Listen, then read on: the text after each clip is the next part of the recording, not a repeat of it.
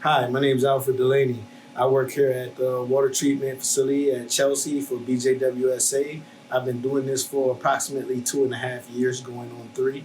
The reason that I wanted to do this is because I was looking for a new career path, and water treatment just seemed like an awesome career to get into. So I decided to go that way, and here we are. So I'm going to teach you guys how to measure pH balances and chlorine at your home stations. So here we go. We're going to get right on into it. First, you want to clear out a space and lay out your sample and test strip. Use your faucet at home to fill out a sample bottle. Allow the water to run for 30 seconds before filling. Fill the test tube and return to your working area.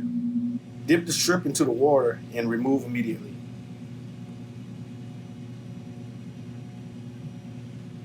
Hold the strip level for 15 seconds. Do not shake off the excess water. Compare the strip color to the chart for the pH and chlorine. Make sure you record your results because your teacher will be following up with BJWSA.